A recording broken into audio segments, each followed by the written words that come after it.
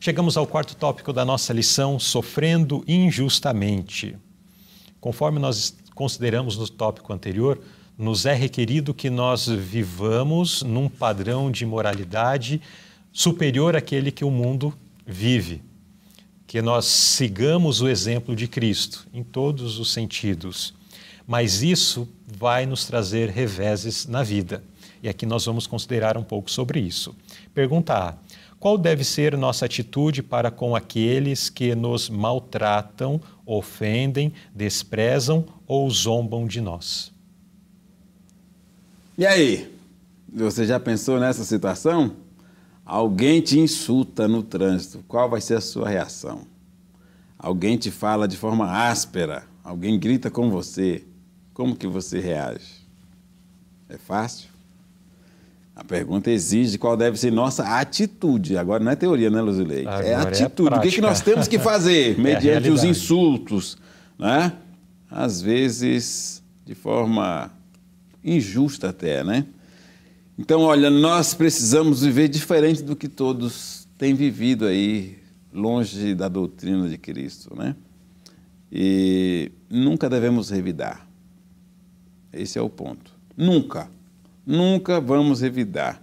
Não podemos nos igualar com essas pessoas. Não podemos perder o equilíbrio. Não podemos perder a razão. Então, nós precisamos entender que aquela pessoa está longe de Cristo e nós precisamos pregar através desta atitude, correspondendo para aquela pessoa diferente de como ela espera que nós façamos ali a prática de algo, né? Então, uma coisa a gente precisa fazer, tirar toda a chance que possa gerar um mal entendido. Então, não basta ser certo, precisamos parecer certos também, né? Então, devemos evitar a aparência do mal e não devemos estar preocupados com a nossa reputação. Não importa o que os outros estão falando. Tenha a tua consciência tranquila perante Deus que você está fazendo a coisa certa. Se estão inventando histórias, fique tranquilo, né? A nossa vida deve ser não para se preocupar com a nossa reputação, mas para salvar almas. Essa deve ser a nossa preocupação, né? Então, se for para responder de forma impaciente, é melhor ficar em silêncio. Então, devemos agir dessa forma, Luzilei. Muito bem. Então, diante da afronta, diante do desprezo, da zombaria, agir como Jesus agiu, né? Perfeito. Em silêncio, ou então com palavras brandas, com palavras amoráveis, tentando alcançar o coração daqueles que estão agindo dessa forma. Jesus diz que a vingança não nos pertence, né? Então não deixamos nos vencer pelo mal, mas vamos vencer o mal com o bem. Isto. A última frase da nota diz assim: faça tudo o que estiver ao seu alcance, vírgula, mas sem sacrificar princípios, a fim de manter a harmonia com os outros. Perfeito. Então nós precisamos, é a penúltima frase, né? Nós precisamos nos empenhar para viver em paz com as pessoas. Perfeito. E enquanto isso não envolver, para alcançar essa paz, não envolver uma quebra de princípios, nós precisamos nos empenhar para alcançar. Mas se para manter a paz se torna necessário a quebra de princípios, daí nós recuamos, daí não está mais ao nosso alcance, né? Perfeito. Mas isso é algo que nós precisamos nos empenhar, viver dessa forma. Pergunta B. Por que Deus nos permite sofrer nas mãos de pessoas cruéis e perversas? Porque o justo, aquele que busca fazer a vontade de Deus, muitas vezes sofre, é maltratado pelos ímpios. E muita gente questiona isso, né? É muito questionado, é difícil. Por que Deus permitiu tal coisa acontecer, né? A palavra de Deus apresenta uma situação assim que nos dá esperança. Aqui nos é dito que nós devemos ficar felizes, nos alegrarmos quando isso acontecer, porque nós temos uma recompensa. Existe um galardão nos céus, então não está aqui nesse planeta. E nós precisamos amar não apenas os nossos pais, nosso cônjuge, nossos filhos. A Bíblia apresenta que nós devemos amar até nossos inimigos. Essa é a nossa missão como cristãos. Precisamos bendizer pessoas que nos amaldiçoam, falam mal de nós, nos maldizem. Então nós vivemos na contramão do mundo, né?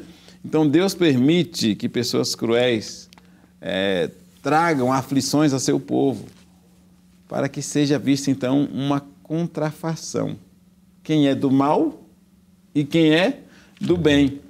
Então a nota apresenta que o Senhor permite que os ímpios revelem seu verdadeiro caráter, para que ninguém que deseje cumprir sua vontade se engane com respeito a eles.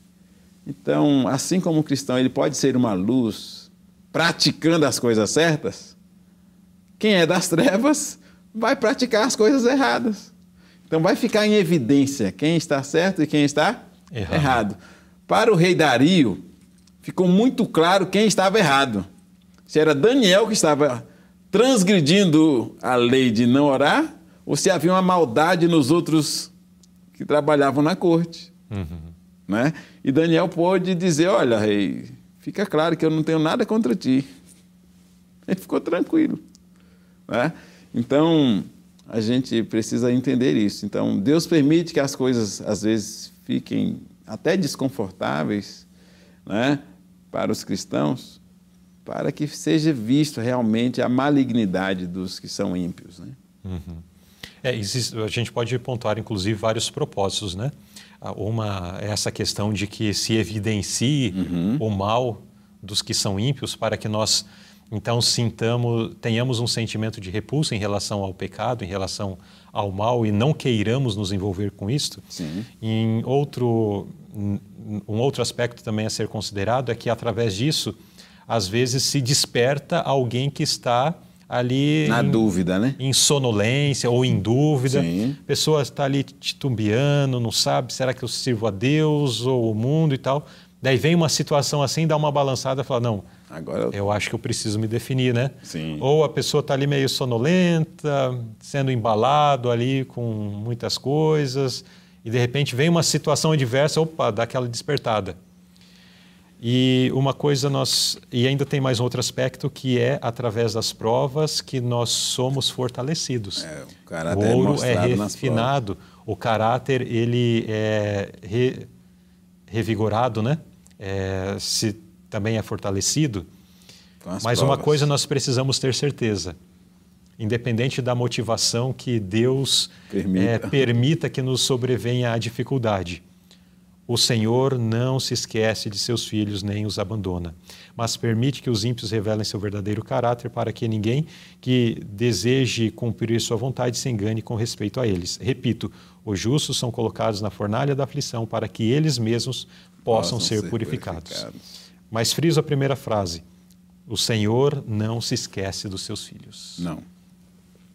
Então, querido internauta, nesse quarto tópico nós entendemos que as aflições, podemos dizer que até são certas por conta daquilo que nós escolhemos em relação à fé. Mas o que é mais certo, acima de tudo, é que o Senhor está conosco, passando por esse vale da sombra da morte. Ele está nos protegendo para que possamos sair do outro lado como seres vitoriosos.